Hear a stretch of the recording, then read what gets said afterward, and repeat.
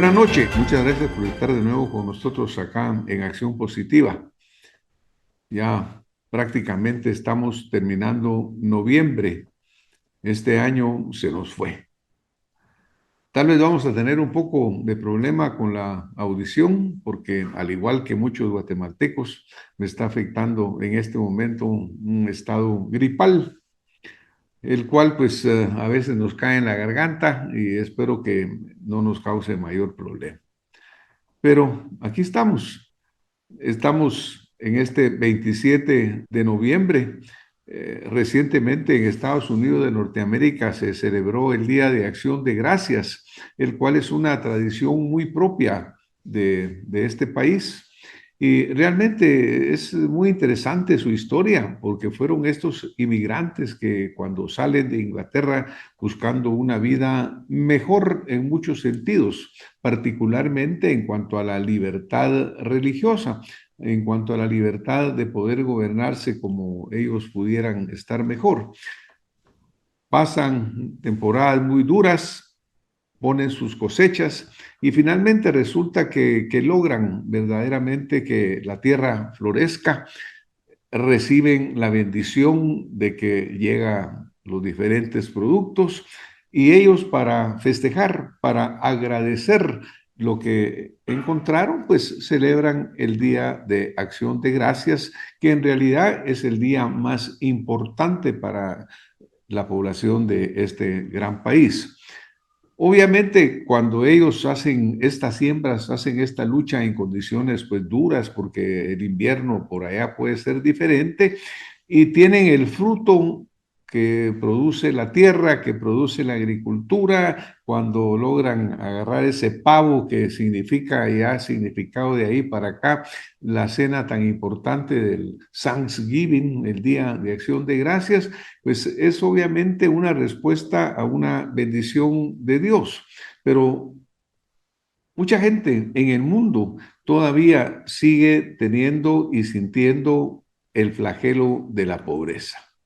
La pobreza es una palabra muy dura, es una palabra que oímos constantemente, que es muy cruda y tiene muchas definiciones, tiene muchas definiciones. Y lo interesante o lo realmente cruel es que realmente esa pobreza muchas veces encontramos nosotros haciendo contraste entre áreas de una gran pobreza con áreas de un gran desarrollo, hablando de esta terrible desigualdad, porque la pobreza tiene, como decimos, muchas definiciones. Por ejemplo, como médico, podemos decir que es una epidemia que afecta a millones de personas en nuestro planeta. Es la mayor epidemia y está presente por siglos. Ahí está. De repente mejora, de repente empeora, pero presente. La pandemia del COVID causó problemas, se vuelve después una epidemia, pero nada como la epidemia de la pobreza. Si hablamos en términos de economía, pensemos, es la carencia de los bienes y servicios necesarios para satisfacer las necesidades básicas.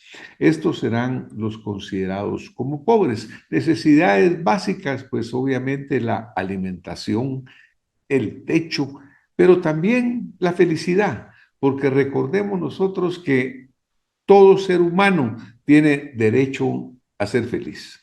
Y cuando no hay comida en el estómago, cuando no hay un techo que proteja de la lluvia o del sol, pues obviamente no hay felicidad.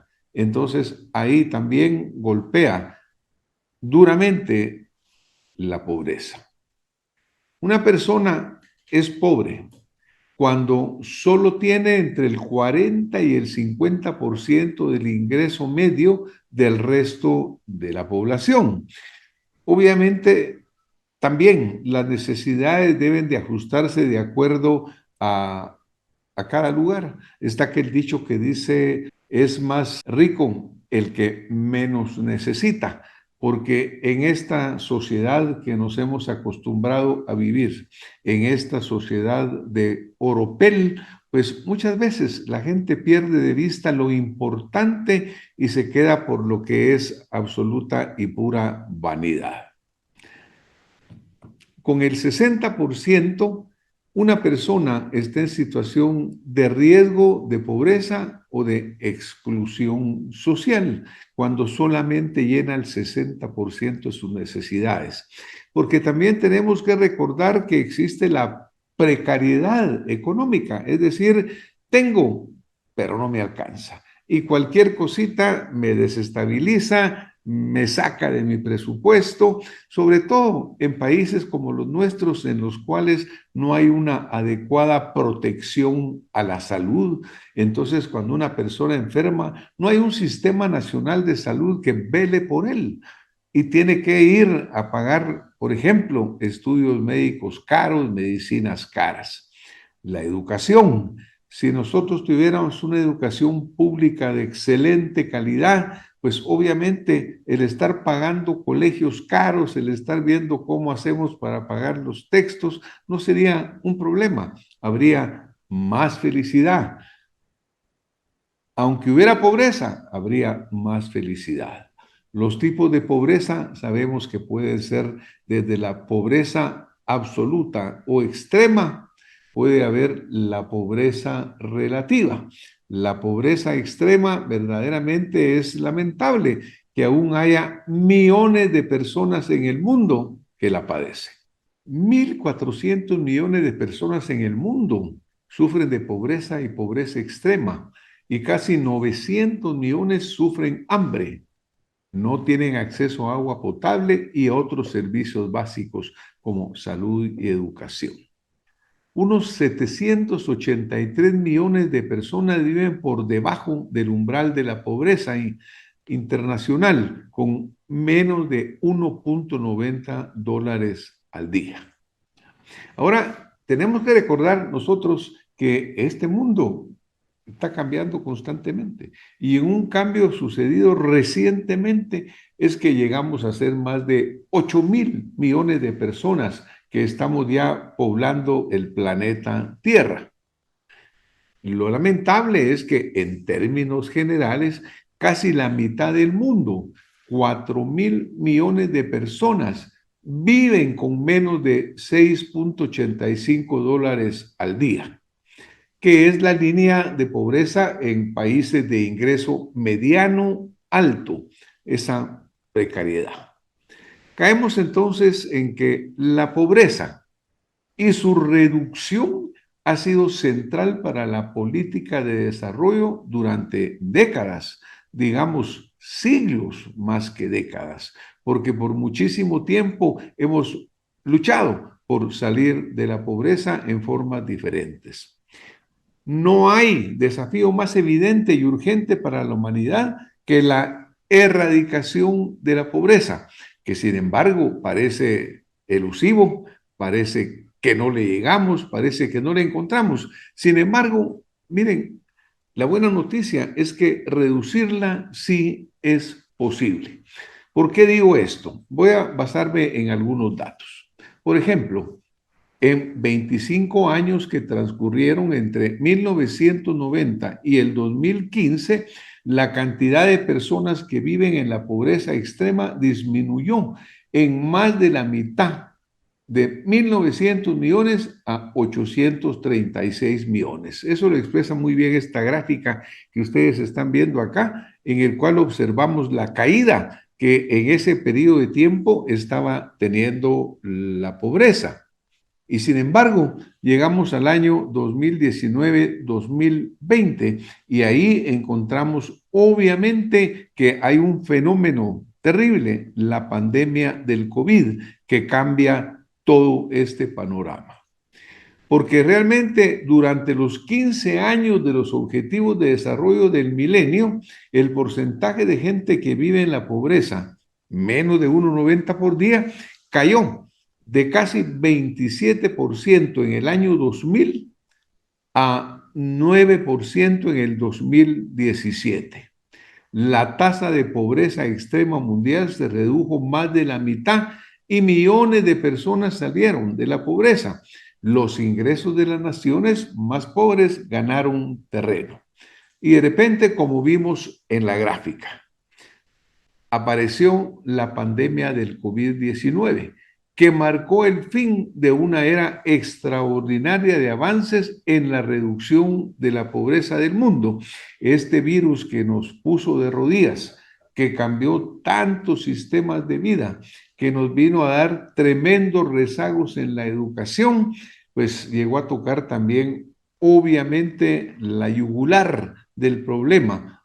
Volvió a incrementar la tasa de pobreza. Se calcula que solo en el 2020 el número de personas que viven por debajo de la línea de pobreza extrema, gracias a la pandemia del COVID y obviamente sus consecuencias, aumentó en más de 70 millones. Esto fue el mayor incremento anual desde que se inició el seguimiento de la pobreza mundial en 1990. Y por otro lado, además, la cifra oculta una realidad aún más sombría, porque las personas que ya se encontraban por debajo de la línea de pobreza extrema aún se empobrecieron más. Y encima de ello, pues la pandemia del COVID fue agravada por los conflictos, el cambio climático, la inseguridad alimentaria. Por ejemplo, los conflictos. Todos sabemos de la guerra de Ucrania, que ahí sigue todavía la guerra y siguen sus efectos. En un momento determinado, Ucrania, que es un granero para el mundo en muchas cosas, dejó de exportar trigo, dejó de exportar petróleo, se volvieron los grandes problemas internacionales por el abastecimiento de gas, por ejemplo, del área de Rusia hacia los países europeos. Y todo eso llegó simplemente a dar una tremenda inflación, a un incremento continuo en los costos de los productos y del costo de la vida, que todos lo estamos sufriendo actualmente. Por ejemplo, Estados Unidos de Norteamérica llegó a tener porcentaje de inflación del 9 o más por ciento, nunca vistos en su historia. Hubo que subir las tasas de interés en ese país por la Reserva Federal para evitar que siguiera la inflación. Y en los países nuestros, pues obviamente fuimos reflejo de los efectos que se produjeron cuando hubo retraso en la existencia de materias primas, en la logística para trasladarla, en fin, en tantas cosas que impactaron en la producción nacional, que impactaron en nuestra forma de vida y que subieron significativamente también los costos de vida. Afortunadamente, como vimos hace un momento, o como comentábamos, la pobreza no es inevitable, ni tampoco tiene que ser permanente, pero tenemos que tener conceptos muy claros sobre este tema, porque algo claro es que no se le combate redistribuyendo la pobreza o consumiéndonos lo que ya hay. La única forma es creando constantemente más riqueza. Cada día somos más gentes en el mundo, cada día los humanos somos más y más y más. Entonces, obviamente, si nosotros nos limitamos a querer redistribuir lo que ya tenemos, prácticamente no vamos para ningún lado. Siempre hay que buscar crear más riqueza. Se crece produciendo. Y aquí debemos de tener claro que la única tarea que los gobiernos deben de tener es generar seguridad jurídica y estabilidad institucional para que los ciudadanos podamos trabajar en paz, podamos crecer. Yo he recorrido Guatemala y cuando veo a cada guatemalteco trabajando con muchos deseos, con mucho entusiasmo, y vemos cómo las diferentes comunidades pues están activas y se mantienen comprando, vendiendo, sembrando, creciendo, pues realmente estimula. Cuando hay problema es cuando empiezan los gobiernos a poner medidas que nos dificultan la vida.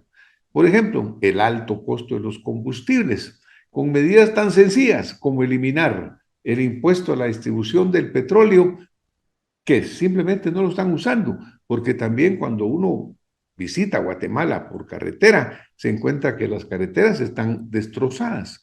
Entonces, ese impuesto del petróleo que encarece al agricultor para que pueda sacar sus productos, al transportista para que los pueda llevar en una forma cómoda para el usuario, pues ese dinero que no están usando, que se pierde en el agujero de la corrupción, sería muy fácil eliminarlo. El Congreso de la República tiene esa responsabilidad, porque como les digo, pobreza se puede erradicar creando riqueza, pero la riqueza necesita estímulo. Nosotros tenemos claro de que la población mundial está creciendo. Tardó 12 años en pasar de 7,000 a 8,000 millones, pero se prevé que en los próximos 1,000 millones de habitantes van a tardar unos 14,5 años más. Es decir, que va a ser en el 2037, un cálculo matemático. Esto refleja que hay una ralentización del crecimiento mundial. Se prevé que la población va a alcanzar un pico de unos 10,400 millones de personas durante la década del 2080 y que se mantendrá en ese nivel hasta en el año 2100. Ahora, si vamos a mantener los niveles de pobreza, imagínense ustedes cuántos millones de gentes van a seguir verdaderamente teniendo una subsistencia muy dura. Alrededor del 70% de la población que se va a añadir entre 7 y 8,000 millones se encuentra desafortunadamente en países de renta baja o renta media baja. Y para el aumento de 8,000 a 9,000 millones, estos dos grupos representarán más del 90% del crecimiento mundial. Es decir, los pronósticos matemáticos, los pronósticos poblacionales nos están haciendo ver que si no tomamos medidas importantes y reales para verdaderamente combatir la pobreza, cuando nosotros seamos esa enorme cantidad de humanos, la pobreza va a estar a flor de piel, va a ser demasiado grande. Por lo tanto, tenemos que ver cómo cambiamos. Ahora, analicemos nosotros. ¿Cuáles son los factores que determinan la capacidad de un Estado para salir de la pobreza? Y cuando hablo de un Estado, hablo de un país, hablo de un continente, hablo prácticamente de toda la tierra, porque realmente en una forma u otra los errores o virtudes que cometen los gobiernos en los diferentes estados están relacionados unos con otros. En esta época de la globalización, lo que ocurre en una economía inmediatamente refleja en la otra. Si las tasas de interés suben, por ejemplo, en Estados Unidos de Norteamérica, obviamente van a afectar las tasas de interés en los países con los cuales tiene muchísima relación comercial. Cuando encontramos que decrece por alguna razón la economía en la China, ese tremendo consumidor que hay, pues entonces nos vamos a dar cuenta nosotros de que los efectos también se van a sentir con nosotros. Y si por otro lado aumenta la economía, de repente hay escasez, porque nos dicen, mire, es que China, la India, el sudeste asiático están consumiendo todo lo que debía de llegarnos acá. Si la guerra se da en Ucrania, no llegan los granos, no llega el petróleo. Entonces, a ver, ¿qué factores son importantes para determinar que un Estado tenga plena capacidad para salir de la pobreza de su población? Son varios factores, pero por ejemplo, tratemos el hecho de que está demostrado que países que tienen instituciones estatales fuertes permiten reducir la pobreza 2 veces más rápidos que en aquellos países con capacidad endeble.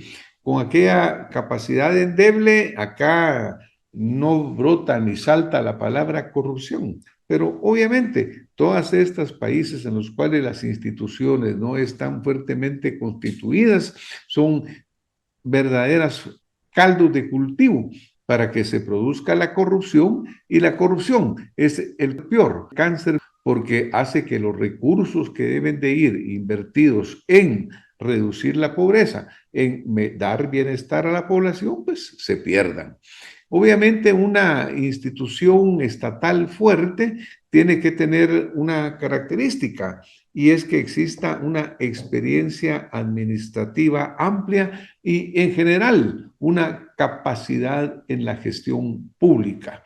Porque, por ejemplo, nosotros vemos constantemente en diferentes gobiernos del mundo que cuando cambian los gobiernos cada 4, 5, 6 años, dependiendo de los periodos electorales, resulta que los puestos públicos se llenan de nuevo de gente sin experiencia, que su única virtud o su única capacidad es ser miembros del partido o amigos del que está gobernando.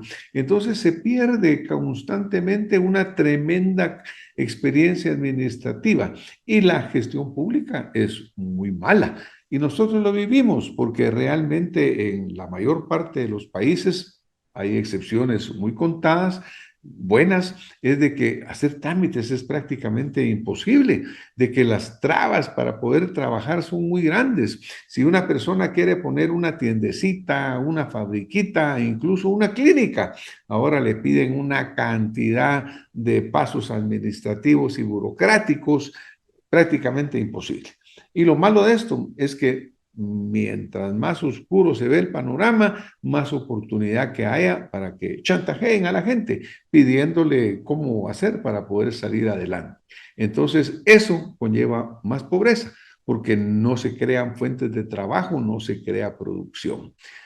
Obviamente, un pleno Estado de Derecho con independencia de poderes es fundamental, porque en aquellos estados, mientras más pobres, mientras más ignorantes son, pues más dictatoriales se vuelven, porque en esos países no hay un juego democrático, no hay un juego en el cual verdaderamente el ciudadano pueda tener acceso a ser parte de un sistema y estar en su desarrollo, sino que simplemente las dictaduras del tipo que sean, porque ahora hay diferentes dictaduras, desde antes que eran, digamos, dictaduras militares, por ejemplo, ahora hay dictaduras civiles con las leyes que prácticamente son tan duras o peores como las dictaduras unipersonales.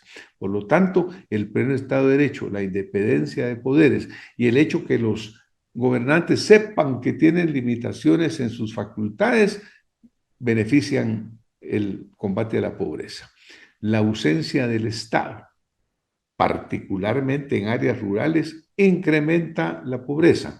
Cuando hay inseguridad, cuando hay intranquilidad de la población, cuando no hay garantía de que uno sale de su casa y puede regresar, y cuando no hay una autoridad a la cual recurrir, pues obviamente las condiciones para trabajar y prosperar no son buenas.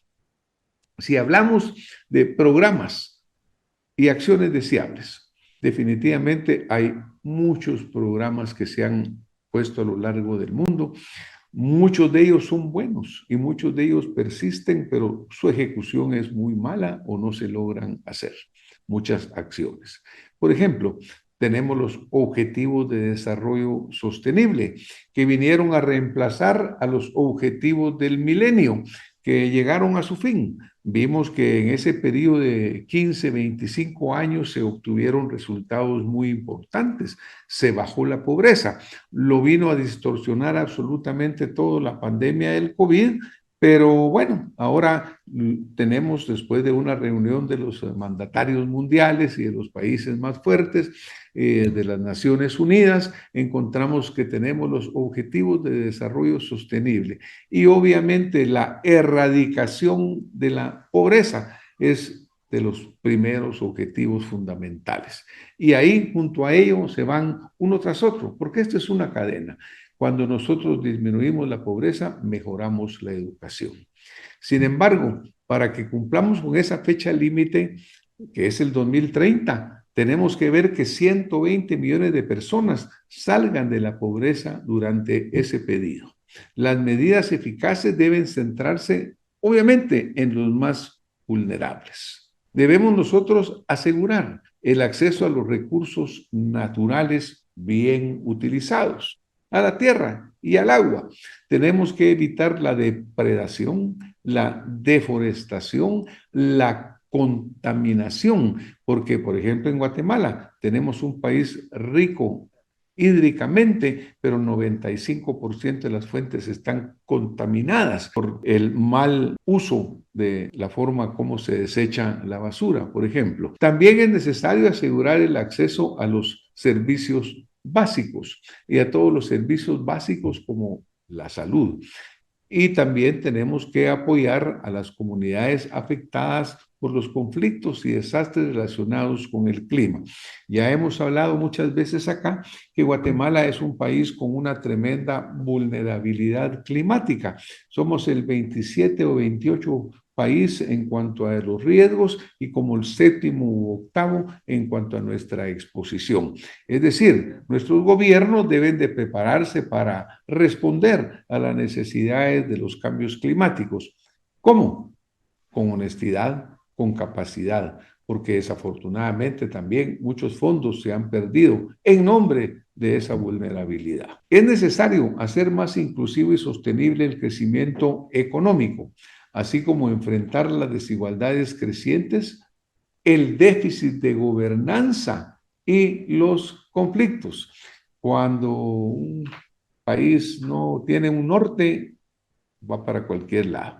Y lo peor es que hay países que nunca hemos encontrado el norte y por eso seguimos pues verdaderamente sin salir y llegar hacia el desarrollo. Por ello, y clave, es que la participación ciudadana es esencial para que estos retos se formen en forma efectiva. Hay que participar ciudadanos. También tenemos nosotros que tener programas de desarrollo para mujeres, quienes tienen muchas más posibilidades de vivir en la pobreza. No tienen acceso al trabajo en una forma equitativa, no son bien remuneradas, no tienen derecho a educación y a la propiedad. Microcréditos para los negocios pequeños, particularmente enfrentados a la mujer, alianzas urbanas para reducir la pobreza que han tenido mucho éxito en Bangladesh, el seguro agrícola con índices paramétricos y tenemos que terminar por decir que la pobreza solo se termina creando riqueza. La riqueza se crea trabajando.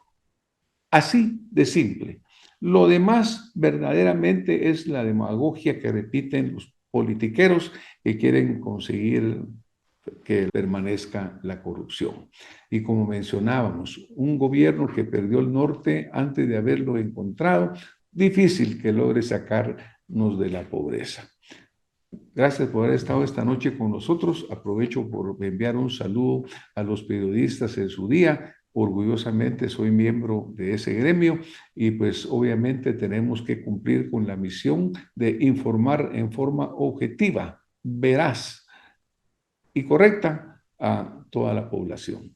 Buenas noches, muchas gracias. Nos vemos la próxima semana con más acción positiva.